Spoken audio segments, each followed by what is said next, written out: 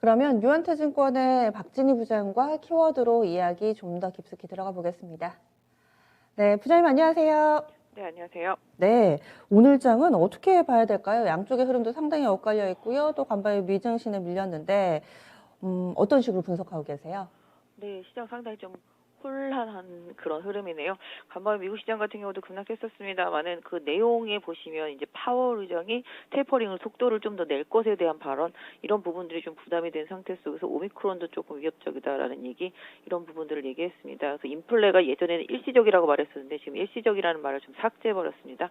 그래서 이런 부분에 로 인해서 미국 시장은 좀 테이퍼링에 대한 우려감, 이런 부분들도 좀 일정 부분 있었는데요. 오늘 장 초반이긴 합니다만 뭐 유럽에서는 뭐 일단 지금의 오미크론 확진자가 대부분 젊은 층이고 그다음에 경미하다, 뭐 이런 얘기 좀 발표를 공식적인 그런 루트를 통해서 일단 좀 나오면서 시장이 조금은 안도하는 흐름이라고 보실 수가 있겠고요.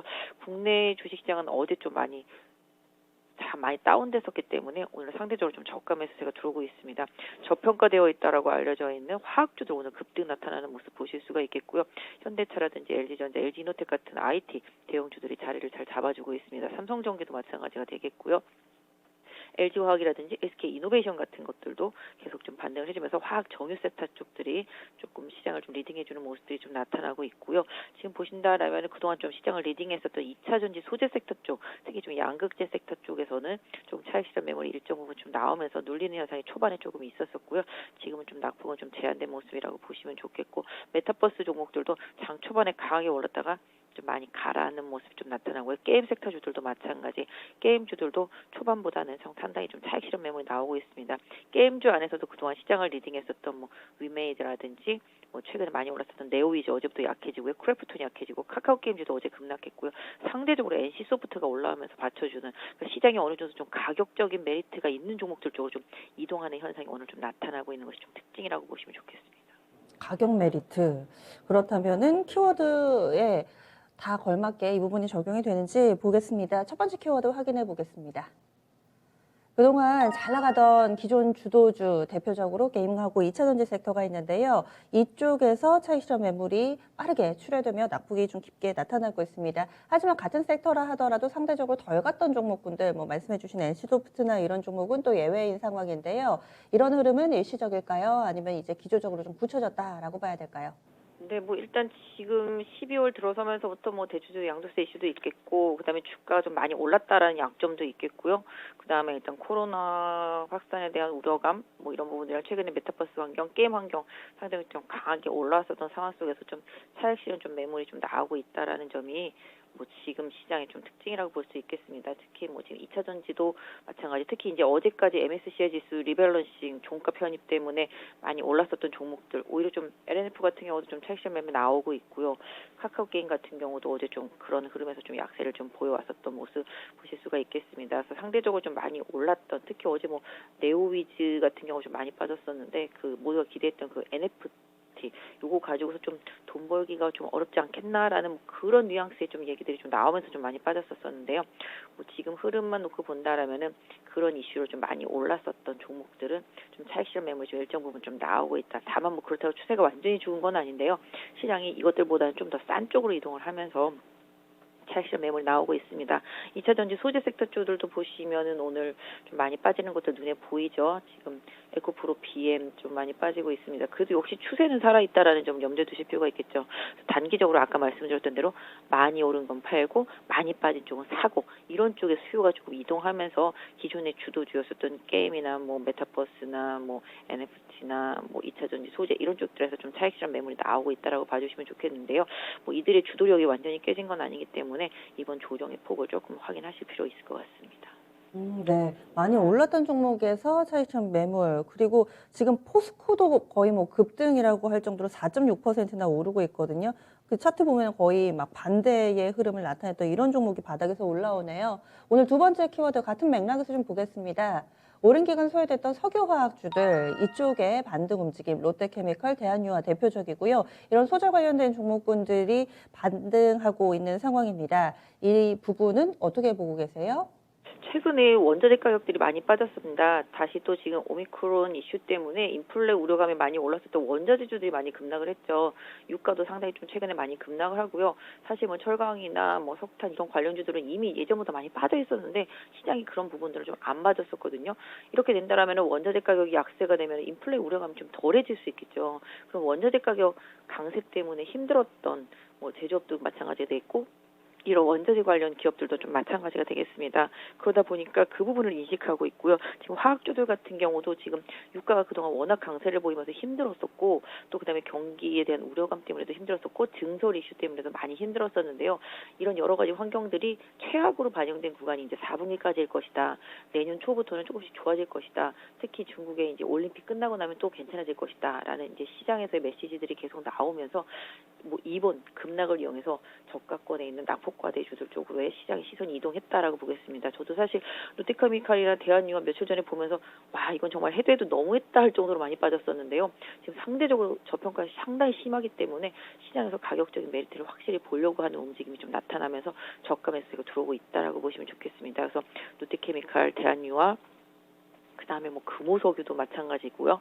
그 다음에 뭐 오늘 말씀드렸던 대로 LG화학이나 SK이노베이션 정도 마찬가지가 되겠습니다. 말씀 주신 대로 포스코도 마찬가지가 되겠죠. 그래서 실적이라든지 이런 모든 면에 있어서 나쁘지 않은데도 불구하고 주가가 상당히 많이 빠지면서 우려감이 과도하게 반영됐던 종목들 쪽으로의 저가 매수세가 들어오고 있다라는 점, 특히 또 테이퍼링이 속도를 낸다라는 점을 고려해봤을 때는 다시 또 이제 가치가 있는 종목들 쪽에 대한 시선의 이동 이런 부분들이 좀 일어나고 있고요. 뭐 코로나가 아니어도 워낙 많이 빠져 있었던 종목들이었기 때문에 뭐 시장의 선택 이런 부분들이 아까 말씀드렸던 주도주에서 조금 이동하는 흐름 이런 쪽들로 좀 시선이 옮겨졌다라고 보실 수가 있겠고요. 이런 종목들의 저가 메리트는 조금 더 이어질 수 있지 않을까 싶습니다. 좀 더 이어질 수 있을 것이다. 다음 세 번째 키워드 넘어가겠습니다.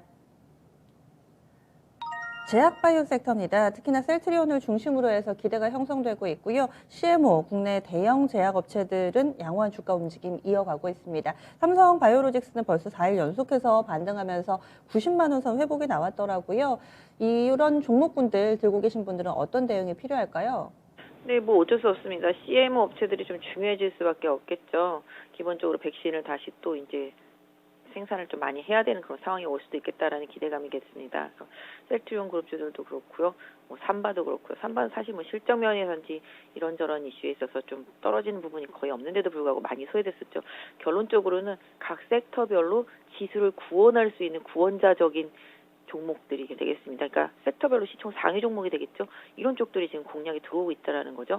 그래서 지금 이런 부분들을 좀 봐주시면은 좋겠고요. 아까 뭐 말씀드렸던 부분이랑 비슷합니다. 각 섹터별로 상대적으로 낙폭이 컸었고 소외됐었던 종목들 쪽으로의 저가 매수세다라고 보시면 맞겠습니다. 그래서 제약바이오 섹터주들도 중소형주들보다는 중대형주 쪽에서 지수 견인력을 가지고 좀 움직이는 흐름이 좀 나타나고 있습니다. 비단 이쪽뿐만 아니라 오늘 보시면 화장품 주식들도 상당히 좀 강하게 반등을 하고 있습니다.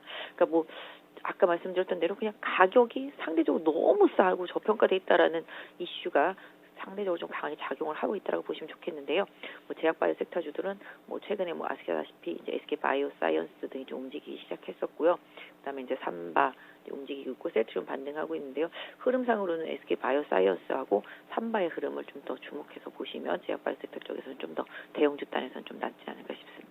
이렇게 얘기를 쭉 듣고 보니까 오늘은 확실히 가격 메리트라는 키워드가 시장 전체를 관통하고 있는 모습입니다. 그 사이에 이야기가 또 나왔던 대한유화는 어느덧 10% 정도까지 탄력을 더 붙이고 있는 상황인데요. 그러면 오늘의 오프닝 픽 어떻게 주시겠어요?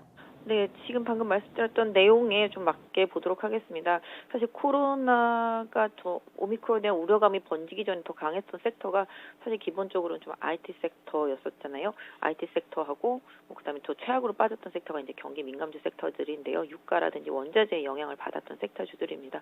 오히려 뭐 그런 부분들이 우려가 조금 거꾸로 줄어드는 모습들이 좀 나타나고 있어서 오늘은 상대적으로 가격 메리트가 있는 종목들 각 섹터별로 뭐 경기 민감주 섹터하고 뭐 IT 반도체 섹터 다 마찬가지가 되겠는데요. 그 안에서도 상대적으로 못 오르고 덜 오른 종목들에 대해서 좀 관심 갖고 보시면 어떨까 싶습니다. 오늘도 보시면 자동차들 좀 반등이 좀 나오고 있는 모습이고요. 그 다음에 화학주, 정유주, 철강주 다 마찬가지라고 보시면 맞겠습니다. 조선주도 좀 일부 반등이 나오고 있는 모습이고요. 뭐 제약바이오도 마찬가지. 그래서 상대적으로 많이 억눌렸기 때문에 가격도 싼데 지수는 또 견인해야 되겠고, 그러다 보니까 저가 메리트가 있는 대형주 단으로의 시장 수급이 좀 들어오고 있다라는 점 좀 염두에 두시면서, 상대적으로 최근에 좀 길을 못 폈던 낙폭이 컸던 종목들에 대한 관심, 이런 부분들, 그다음에 기존의 주도주들은 이번에 눌림목 조정폭을 조금 더 확인하시는 시간을 좀 가져보시는 게 좀 어떨까 싶고요. 실제적으로 주도력은 아까 말씀드린 대로 바뀌지 않았지만 시장이 선택이 약간 이동을 했다라는 점, 그리고 12월 달로 들어오면은 양도세 이슈에서 어느 정도 좀 자유로운 대형주 단, 이런 부분들을 좀 선호될 수 있다라는 점도 좀 염두에 두시는 시장 대응 좀 필요할 것 같습니다. 장 초반이지만 외국인과 기관이 강하게 매수를 해주고 있고요. 개인들은 다시 또 매도하는 모습입니다.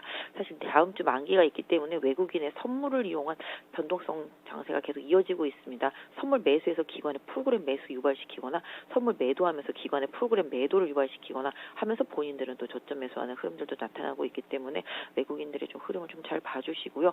국내 시장이 계속 뉴스에 민감합니다. 다음 주까지는 계속 뉴스에 민감할 수밖에 없겠는데요. 이런 민감함에도 불구하고 변할 수 없는 가치를 따져봤을 때 그 가치에 비례해서 상당히 저평가 있는 종목들을 골라내는 해안의 시간이 필요한 것 같습니다. 네, 오늘도 자세한 말씀 고맙습니다. 네, 감사합니다. 네, 유한타증권의 박진혜 부장이었습니다.